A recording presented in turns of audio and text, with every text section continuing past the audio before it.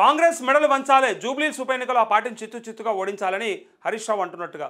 హరీష్ రావు బయటికి రాడనుకున్నాం యాక్చువల్గా. అంటే దశదిన కర్మ అయిపోవాలి కదా, దినాలుగానే కార్యక్రమం ఉంటుంది కదా, అది అయిపోయాక నిద్ర చేసిన తర్వాత బయటికి రావచ్చు, అట్లే వచ్చినట్టున్నాడు. రాడనుకున్నారు ఈ 2-3 రోజులు. బట్ ఇక డిసైడ్ అయిపోయారు వాళ్ళు, బీఆర్ఎస్ని గెలిపించుకోవాలని డిసైడ్ అయ్యారు, అందుకే వచ్చినట్టున్నాడు. సో ఇది 4 కోట్ల ప్రజల భవిష్యత్తును తేల్చే ఎన్నిక. కేంద్ర బలగాల పహారాల్లో పోలింగ్ పెట్టాలి. 6 గ్యారెంటీలు నెగవేసిన బృందం, గల్లాపాటి నిలదీస్తున్న బృందం మధ్య పోటీ. ఎన్నికల్లో గెలుపు కోసం కాంగ్రెస్ అరాచకం, ఆడబిడ్డ కన్నీళ్లను కూడా అవమానిస్తారా?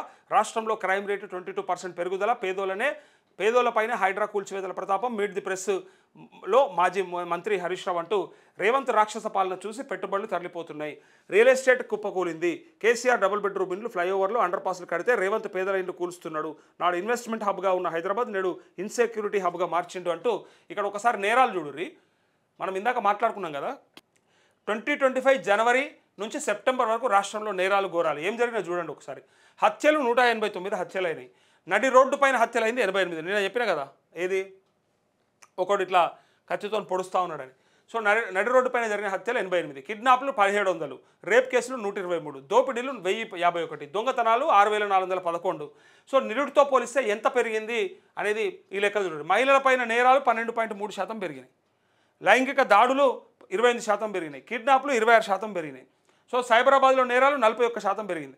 అట్లే హైదరాబాద్లో 60% పెరిగింది. మొత్తంగా రాష్ట్రంలో 22% పెరిగిందని ఇక్కడ డేటాతో సహా చెప్పారు. ఇగో రాష్ట్రంలో జరిగిన నేరాలు ఘోరాలు. మరి ఈ ఘోరాలకు ఏం సమాధానం చెప్తారు? ఇందాక చెప్పారు కదా, బ్రహ్మాండమైనటువంటి శాంతి భద్రతలు ఉన్నాయి, మేము దేన్ని కూడా ఉపేక్షిస్తలేం, దేన్ని కూడా సహిస్తలేమని చెప్పారు. మరి ఏమైంది? ఇంతగానో పర్సంటేజ్ ఎట్లా పెరిగింది? మరి సాక్ష్యం లేదా ఇప్పుడు? ఇవన్నీ తప్పని ప్రూవ్ చేయరోడన్నా? ఇవన్నీ తప్పు, ఈ డేటా అంతా కరెక్ట్ కాదు, ఇన్ని హత్యలు ఏడ జరిగినాయని లెక్క ఉంటే చెప్పురి. మరి అరే ఇంత దారుణంగా నడుస్తూ ఉంటే శాంతి భద్రతలు, దాని గురించి గొప్పగా చెప్పుకుంటారు మీరు. చూడండి, ఇంకా 6 గ్యారెంటీలు ఎగవేసి ధరలు పెంచుతూ కమిషన్లను నొక్కుతూ అరాచకాలు, బ్లాక్మెయిలింగ్ రాజకీయాలకు పాల్పడుతున్న కాంగ్రెస్ పార్టీకి జూబ్లీహిల్స్ ఉప ఎన్నికల్లో తగిన బుద్ధి చెప్పాలని మాజీ మంత్రి హరీష్ రావు పిలుపునిచ్చారు. బీఆర్ఎస్కు ఓటేసి కాంగ్రెస్కు కనువిప్పు కలిగించాలని, పేదల పక్షాన ప్రశ్నిస్తున్న బీఆర్ఎస్ను గెలిపించాలని కోరారు. జూబ్లీహిల్స్ ఉప ఎన్నిక 4 లక్షల మందికి సంబంధించినది కాదని, రాష్ట్రంలో 4 కోట్ల ప్రజల భవిష్యత్తును తేల్చే ఎన్నికని పేర్కొన్నారు. గ్యారెంటీలను ఎగవేసిన కాంగ్రెస్ గ్యారెంటీలను అమలు చేయాలని అన్నారని ఇక్కడ చూడండి. 6 గ్యారెంటీలను ఎగవేసిన వాళ్ళు ఒక పక్క ఉన్నారు, గల్లాబట్టి ప్రశ్నిస్తున్న వాళ్ళు ఒక పక్క ఉన్నారు. ఇక ప్రజలు డిసైడ్ చేసుకోండి, ప్రజలు తేల్చుకోండి. ఇక మేము ఇంతకంటే ఎక్కువ చెప్పలేమన్నట్టుగా డైరెక్ట్గా ప్రజలకు అప్పీల్ చేసుకుంటున్నట్టుగా కనిపిస్తోంది. చూడుర్రి, ఎందుకంటే ఇక ఏం చెప్పినా ప్రజలకు అర్థం కావాలి, మీరు డిసైడ్ చేసుకోవాలి, ఎవరి చేతులు ఉందనేది మీకు తెలుసు కాబట్టి దాని ప్రకారంగా చూడాలి. ఇక వడ్ల కాంట కాడ దోపిడీ లేకుండా చూడాలన్నా అంటూ బాలచంద్రనే చెప్తా ఉండు. దివానా సీఎం రేవంత్ రెడ్డి అని భూమిగారు వెంకటేష్ అంటా ఉన్నాడు.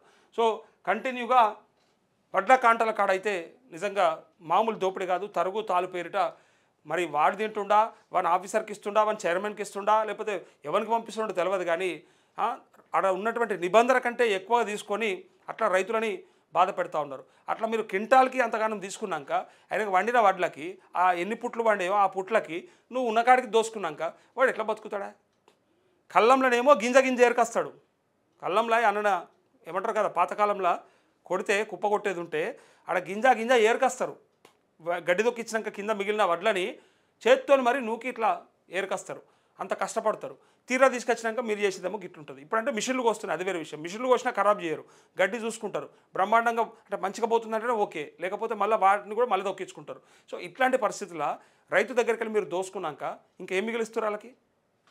మద్దతు ధర పెంచరాయ, బోనసు రాదాయ, కనీసం మీరు ఇస్తాన్న రైతు మందు బరాబర్ టైంకి పడదాయ. ఇన్ని జరిగినాక మళ్ళీ ఆడబడ్ల కాడ దోపిడే, పైసలు రావాయే, మద్దతు తెలుపరాయ, సపోర్ట్ చేయరాయ, కనీసం తడిసిన ధాన్యాన్ని కొనుసారి జర తడిసిపోయి నాశనం అయిపోయిన మొలకలు వచ్చినాయంటే కూడా కొనరాయ, దాని రేటు అలాగాయ. మళ్ళీ ఇట్లా ఇన్ని రకాల సమస్యలు ఉన్నాయి పాపం.